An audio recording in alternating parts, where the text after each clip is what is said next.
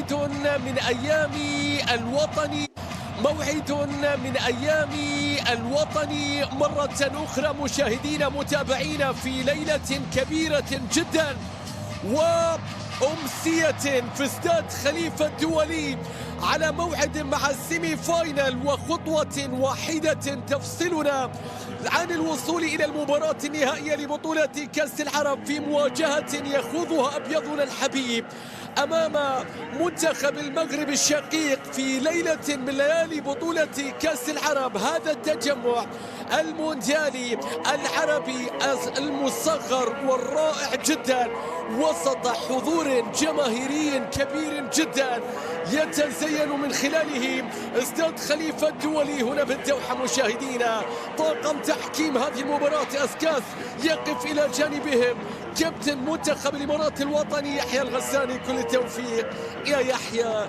لآمال تحيا، لإمارات نموت دائما لتحيا. مشاهدينا متابعينا يتواجد الآن ربيع حريمات أيضا اللاعب وكابتن المنتخب المغربي في لقاء بين الأشقاء مرة أخرى في كأس العرب. بالمناسبة هذه ثاني مواجهة تجمعنا مع الأشقاء المغاربة في بطولة كأس العرب بعد مواجهة جمعتنا في 88. يستحق والإمارات تستاهل. الكرة العرضية يا يحيى الغساني هذه أولى، ولكن الكرة بعد ذلك قبل التشكيلة يا يحيى. في صورة أولاريو كوزمان، ألقاب عديدة على مستوى الأندية، أنا تريد لقبا على مستوى المنتخب يا أولاريو. الكرة من يحيى الغساني فيها انطلاقة، فيها محاولة، فيها تمريرة من خيمة، استلم يا يحيى، لكن الكرة بعد ذلك من بوفتيني. يا بوفتيني نعرف قبل أن تبدأ هذه القمة يا خيمة عرضية، الكرة بعد ذلك تبعد في اللقطة الماضية والكرة بترجع مرة أخرى. نشوف ونتابع يا علي صالح، شوف علي صالح من دكة المدلاء تحمس، كان في بداية هذا اللقاء العرضية، لكن الكرة بعد ذلك بتتحول. شوف اللقطة، حكم المباراة إلى ماذا يشير؟ إلى ما بعينا 4 دقائق عرضية مغربية. أذكر السادة المشاهدين بأن المنتخب المغربي يملك أقوى خط دفاع في هذه البطولة، استقبل هدف وحيد فقط كان في مباراة جزر القمر، الضيف الجديد الرائع في بطولة كأس العرب. والمدلاء طارق السيوداني في دكة المدلاء، وليد أزارو، التصويبة يا ساتر، لكن حارس المرمى المقبالي. يا مقبالي نريد هدوءك وتركيزك. حاول في مكان سليم لمصلحة المنتخب المغربي. شوف النقلات، شوف التمريرات مغربية، فيها انطلاقة، فيها تمريرة، فيها تصويبة، لكن حارس المرمى حمد المقبالي. هذا ثاني تهديد المنتخب المغربي. شوف هذا أنس باش، شوف هذا أنس باش اللاعب الواضح في الصورة. احنا 3 و4 مغاربية، بعض الأخلاق غير الروح، لا بدون روح رياضية. الكرة بترجع مرة أخرى، تظهر مثل هذه الأمور لا يمكن حقيقة أيضا تحميمها أبدا. تتمنى بأن تشاهدها في مثل هذه التجمعات، تتمنى حقيقة أن تسود الروح الرياضية والأخلاق أيضا، والاعتراف دائما بانتصار الجميع في مثل هذا التجمع وهذه المشاركة. المنافسة مطلوبة، القتال مطلوب، الوصول إلى المباراة النهائية. منتخب المغرب أيضا في بطولة كأس العرب، والآن كرة عرضية مغربية فيها متابعة، لكن حمد المقبالي بيسيطر عليها. 11 دقيقة مرت من زمن شوط المباراة الأول لهذا اللقاء. الكرة بترجع مرة أخرى، لحظة وأوقات يلتف فيها جمهور. زحزوح مرر، الكرة بترجع مرة أخرى، مغربية عرضية خطيرة روسية، لكن حمد المقبالي إنهم يقتربون من الخطورة أكثر. حمد المقبالي إنهم يقتربون من الخطورة أكثر. شوف هذا الزحزوح خطير في صناعة الألعاب، خطير في الكرات العرضية. نرجع لتصريح مدرب المنتخب المغربي، قال واجد في المباريات النهائية. آخر نهائي لمنتخب الإمارات كان في 2017 أو في 2018 كأس الخليج في الكويت، والعرضية، لكن برافو لوكاس بيمنتا، برافو لوكاس بيمنتا يبعد الكرة. آخر نهائي خليجي 23 في الكويت والخسارة أمام الكويت بركلات الترجيح. آخر لقب للكرة الإماراتية كان خليجي 21. أن الكابتن الكبير علي الحمسي أيضا يتذكر تلك المباراة. الكرة بترجع مرة أخرى والكرة بتصل في مكان فيها مرور، فيها انطلاقة، فيها عرضية. برافو بومينتا. ولو أن المنتخب المغربي بدأ يوصل إلى منطقة شوية شكل خطورة، يعني ما اتفقنا يا كوزمان، المنطقة صارت شوي خطرة، لأنك إذا توصل إلى منطقة الجزاء ممكن في عرضية، ممكن في هفوة دفاعية، ممكن في تصويبة، ممكن في ارتباك. هذا بيمينتا. وموعد يريدونه للأحلام، والأبيض يريد تحقيقه. هنا الانطلاقة، هنا التمريرة.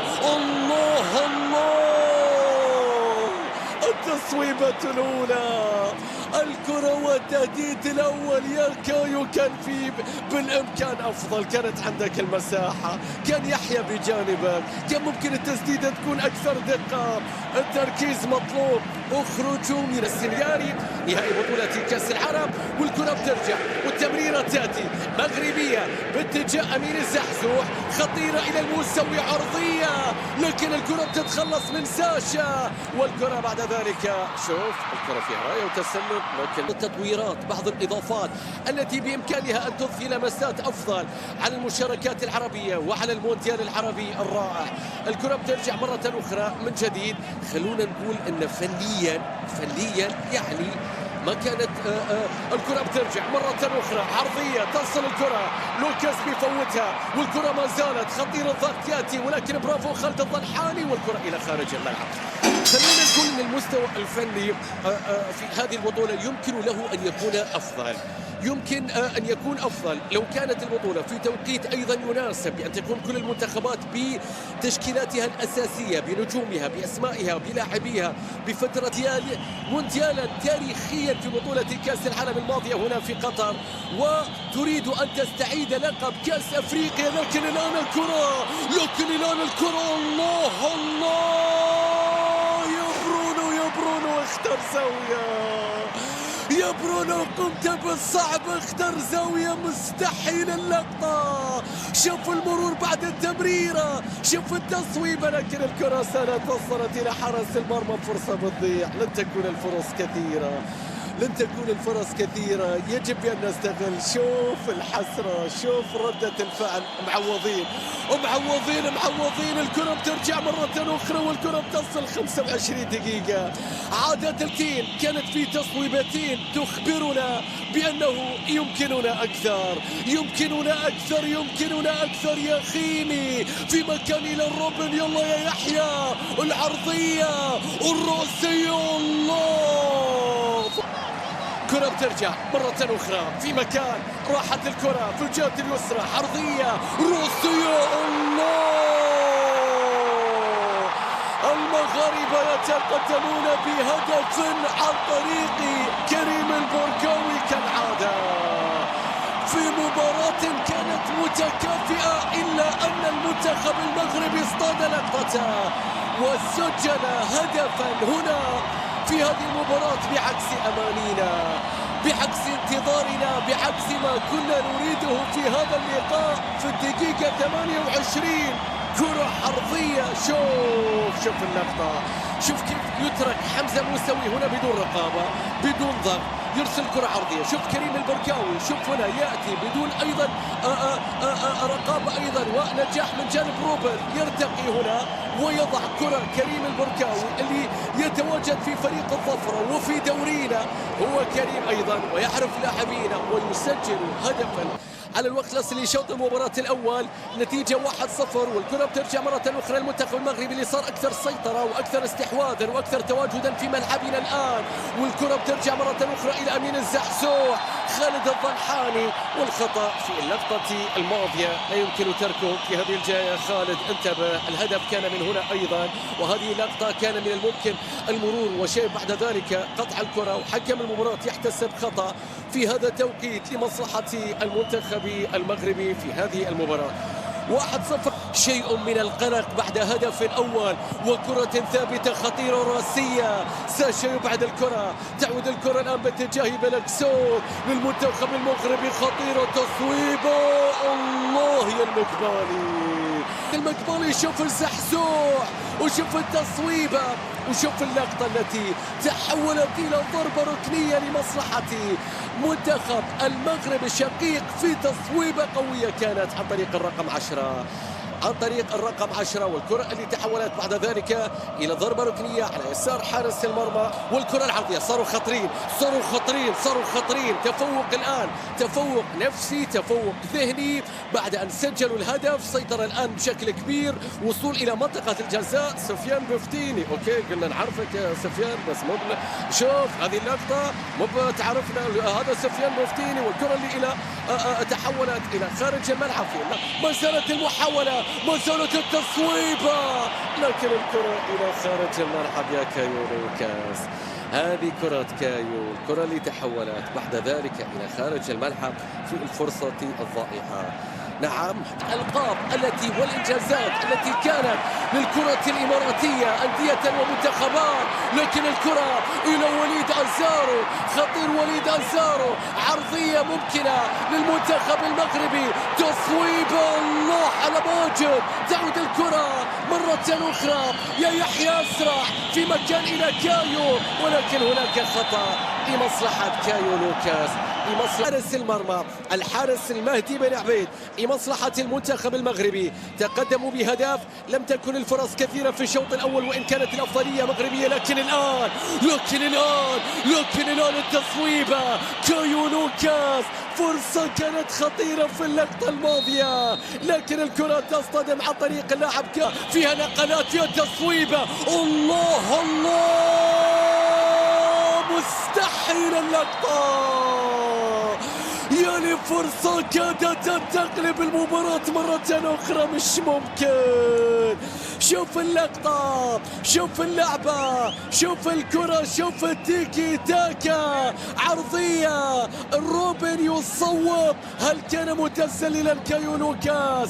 الكرة بعد ذلك والفرصة بتضيع، العرضية الراسية المتابعة يا يحيى، لكن الفرصة بتضيع، الكرة بتروح. منتخبنا أفضل الآن، منتخبنا أخطر الآن، يجب بأن تؤمنوا في هذه البطولة، بطولة كأس العرب في النسخة 11 من البطولة، أطول من اللازم. الكرة بطول أفضل الآن هجوميا، المحاولة تصل العرضية، ولكن الكرة خاطئة بتعدي، تغير اتجاه الفرصة بتضيع، كان يمكن وما زال يمكن. يا مفتيني هل كنت أن تنسى لحظة أين تلعب؟ شوف اللقطة وشوف اللعبة، والكرة اللي كان ممكن تنتظر، عرضية الله مستحيل اللقطة، راسية كانت قريبة وكأنها لقطة دروغبا على الباير. يا للكرة هل لمست العارضة؟ نعم لمست العارضة، شوف الكرة الراسية وشوف عنده اي مشكل بحال اللي كيجي يهدو هادي وكتجي نفس لا كونسوماسيون عنده مشكل ديال الضو، غنقول لي واحد الرحمه. شوف عرضية ممكن، المتابعة من أين يا يحيى، عرضية، ولكن الكرة إلى خارج الملعب. في اللقطة الماضية لسه فرصة ولسه إشارة الأوكي، لسه يحيى. منتخبنا الوطني أعطانا دقائق مشاهدين أفضل، دقائق أكثر إثارة، دقائق فيها بعض الفرص، بعض الآمال اللي عدى الجلد. الكرة في الجهة اليمنى، النقلات المغربية، العرضية، ولكن ساشا يبعدها. تذكروا أنهم سجلوا من أول فرصة لهم في الشوط الأول. برافو يا ماجد يا راشد، برافو يا يحيى، برافو يا خيمي، لا أسحبها يا خيمي، لا للاستعجال هنا. شوف اللقطة ما كان لها داعي جدا، مرورا بالجيل الحالي، لكن الكرة باتجاه بلكسوت. الحمد لله يا وليد أزارو، أنت تلعب معنا يا وليد أزارو، تذكر ذلك. شوف اللقطة، يعني كان متسلل شوي، كان متسلل اعتقد في اللقطة الماضية، لكن عرضية يا ساتر ورأسية من وليد أزارو، لكن مرت بسلام هذه اللقطة. هذه يا يحيى، هذه يا يحيى روسية، ولكن الكرة من جنبتين، لأن اللي وصلوا الآن للسيمي فاينل هم المجموعة الثانية والمجموعة الثالثة. الكرة العرضية في مكان الراسية لمصلحة المنتخب المغربي. وليد أزارو في عليه دفعة، في عليه دفعة في اللقطة الماضية. هذا وليد أزارو يريد أن يسجل أهدافا في هذه البطولة، علما بأن المنتخب المغربي سبق وأن قدم لنا هدف. عصام فايز إلى ماجد صواب، لكن الكرة إلى خارج الملعب، إلى خارج الملعب يا ماجد راشد. ما زالت فرصنا تجعلنا نغير مواقعنا، لكنها لا تغير النتائج. والكرة بترجع في نصف الملعب، عادت الكرة عن طريق سفيان بوفتيني. الضغط الآن من جانب علي صالح، مهم الضغط، يحاولون إرسال كرة عالية طويلة، خطف الكرة، المرتدات الآن، المساحات الآن يا عصام فايز أزالح ريتشارد، واللاعب الآخر اللي هو سلطان عادل. سلطان عادل، خطوط بين الخطوط، عرضية المين يا عصام فايز. المين هذه مين يلحقها؟ شوف حارس سيف حارس المرمى نجح في استغلال بعض المساحات، ولذلك نشوف الان في نص الملعب اشرف المهداوي، ونشوف الان ايضا عبد الرزاق حمد الله اللي يشارك كبديل في شوط المباراه الثاني لمصلحه المنتخب المغربي. اسامه طلال في سنوات طويله ماضيه، لكن الكره من يحيى راسيه الان تاتي، لكن الكره بترجع مره اخرى. من يمكن له ان يحظى بمسيره رائعه فيما تبقى من دقائق منتخبنا الان؟ يا ريتشارد يا ريتشارد يا ريتشارد، الله يا سلطان عادل، ضربة ركنية. عصام فايز، عصام فايز الان يتقدم في مشيها، لكن اطول من اللازم. وصل الان ريتشارد، وبرافو ريتشارد، برافو ريتشارد، يكسب ضربة ركنية، يكسب ضربة ركنية.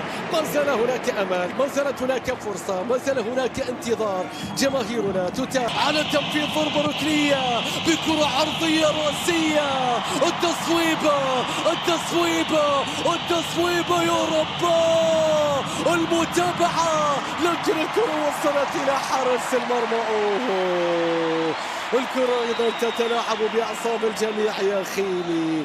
خيمي ينتظر، يتأخر، خيمي يصوب. انظر هنا عبد الرزاق كنترول، بعد ذلك هتاخذ روحة الخطير عبد الرزاق حمد الله، روحة الخطير عبد الرزاق استلم، عبد الرزاق سلم. المنتخب المغربي إلى المباراة النهائية بهدف سجله عبد الرزاق حمد الله بأهداف الآخرين، بأهداف الآخرين. أشرف المهداوي يشرف على إنهاء هذه اللقطة ويصل ويقترب بالمنتخب المغربي للمباراة النهائية. هكذا يكون العقاب، هكذا يكون العقاب على الفرص التي تضيع هناك وتسجل هنا. هكذا تزداد حسرتك على الفرص التي لا تسجلها هناك وتستقبلها هنا. شوف عبد الرزاق، شوف الوتو، شوف النقلات، شوف اشرف المهداوي. هذا هدف سجل السكتاوي. البدلاء اللي نزلهم، البدلاء اللي نزلهم اشرف المهداوي لاعب فريق التعاون، عبد الرزاق لاعب فريق الشباب. النقلات، التمريرات، وهنا الاشراف على انهاء هذه اللقطه بعد ان اصطدمت في المدافع وتحولت الى منطقه. لكل جماهير الامارات الوفيه التي حضرت وتواجدت، وهنا فرصه اخرى يحسمون من خلالها كل شيء. عبد الرزاق حمد الله لا يشارك هنا إلا ليقوم بهوايته وينهي كل شيء بثلاثية نظيفة. مشاهدينا يصلون من خلالها إلى المباراة النهائية. صنع وسجل وأنهى كل الآمال، ووصلت المغرب مشاهدينا إلى نهائي آخر في تاريخها بحثا عن لقب ثاني في تاريخ الكرة المغربية. عبد الرزاق حمد الله الهداف